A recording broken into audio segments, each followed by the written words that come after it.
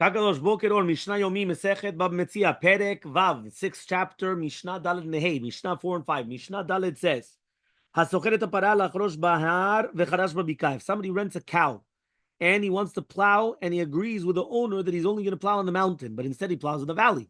Im nishbara kankan patur. If the plow beam breaks, he's going to be exempt. Why? Even though he didn't obey the instructions, it cannot be considered his fault because since the agreement was to be plowed on a mountain, that's much more harder and rocky. So therefore, he did it in a better place. Babika v'charash bahar, im nishbara he's going to be chayav. Similar case, patur. If he agrees that he's going to thresh beans and he said he does grains, he's going to be exempt because beans is harder than grains. He's going to be chayav. The shakanit machleke, but it's more slippery. So therefore, the animal will probably be injured much more. Mishnah 5. Okay.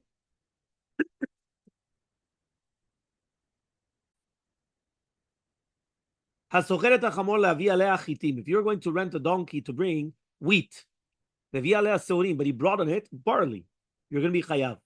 He says, why are you going to be chayav? He says, if he adds enough barley, so the load weighs as much as the agreed upon wheat, if he adds less than amount, then he does not have to pay. I'm not sure exactly why. It doesn't actually say here. 1 second. Because he says here, even though the larger load of barley weighs the same as the smaller load of wheat, he's going to be chayav. But he doesn't explain why. Tvua, if it was grain and he brought straw, so he's going to be chayav. Here he says, he says, but in both cases, the nefach, which is the extra volume, is hard for the donkey to bear. Okay? If it's going to be now, lavi letech chitim, lavi letech seorim. He was supposed to bring a certain amount of chitim, and he brought seorim. So instead of bringing the wheat, he brought barley. It's going to be patur. But if he added on to the volume of the load, so then he's going to be hayav.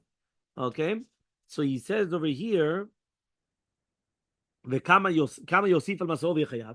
does he have to add in order to be chayav? So sumchus saman mishum Rabbi Meir says sumchus the name of Rabbi Meir se'ala gamal, 1 se'ah for a camel and shlosha kabin for a chamor, 3 cubs for a chamor, which means if he's going to add less than this amount, he's not obligated to pay if the animal is injured.